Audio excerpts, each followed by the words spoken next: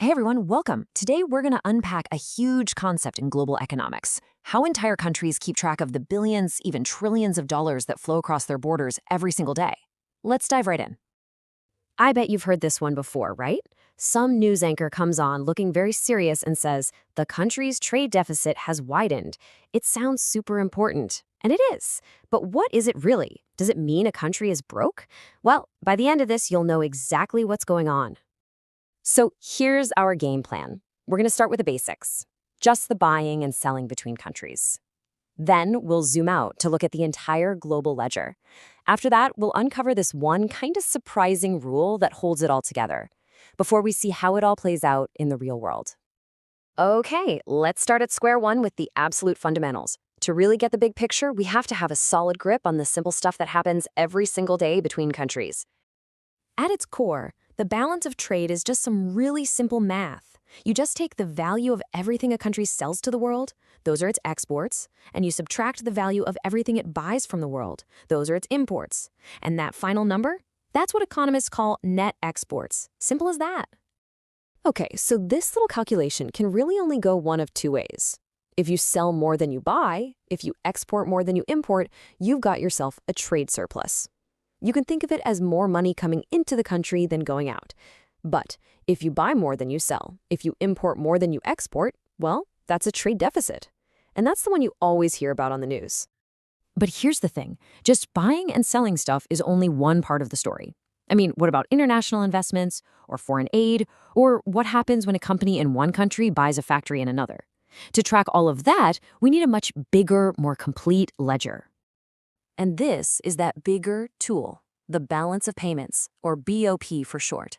You can honestly think of this as the master spreadsheet for a country's entire financial life with the rest of the world over a whole year. It accounts for every single dollar, every euro, every yen that crosses the border for any reason at all. Now, to make sense of this giant spreadsheet, economists split every single transaction into two big buckets. The first is called the current account. This basically tracks the day-to-day flow of money. The second is the capital and financial account, and that one tracks the buying and selling of major assets. Literally everything has to fit into one of these two categories. So let's pop the hood on the current account first. It starts with that balance of trade we just talked about. That's the trades in goods and services part. But it also includes things like income from foreign investments and something called net transfers, which you can just think of as one-way payments, like foreign aid, where nothing is really treated in return. So what's left for the capital and financial account? Well, this is where the big money moves happen. This account tracks the buying and selling of assets, things that are meant to earn more money over time. We're talking stocks, bonds, and also something called foreign direct investment. A great example of that is when, say, a German car company builds a brand new factory in the US. Okay, so now we've got our two accounts, the current account for the day-to-day stuff and the capital and financial account for all the big asset trades. And this is where we get to the most amazing and maybe the most counterintuitive rule in all of international economics. This is it. This is the golden rule. When you add the current account and the capital and financial account together, the final number is always, and I mean always, zero. They have to perfectly balance each other out. So if the current account has a deficit of, say, $100 billion, the capital and financial account must have a surplus of exactly $100 billion. It's like a law of physics for global finance. I know what you're thinking. How on earth is that possible, right? With trillions of dollars flying all over the globe every second, how can it all just magically cancel out to zero? It seems impossible, but there's actually a really simple logic behind it. Think of it this way. Every single dollar that leaves a country to buy something eventually has to come back home. So let's say you spend $100 on some French wine. That $100 is now in France. The French winemaker can really only do two things with it. They can either buy an American product, like an iPhone, which counts as a U.S. export, or they can invest it in an American asset, like a U.S. stock. Either way, that $100 flows right back into the U.S. economy. You see? One transaction creates a deficit in one account, and the other creates a surplus in the other. They have to balance. All right, that's enough theory. Theory's great, but let's see how this great balancing act actually works in the real world. We're going to walk through two quick scenarios to see how a change in the economy really affects these accounts.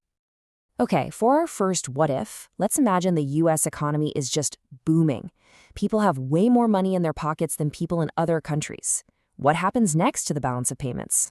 Well, it's a pretty straightforward chain reaction. When people have more disposable income, Americans start buying more of, well, everything, including stuff from other countries. So as imports rise, our net exports go down. This pushes the current account towards a deficit.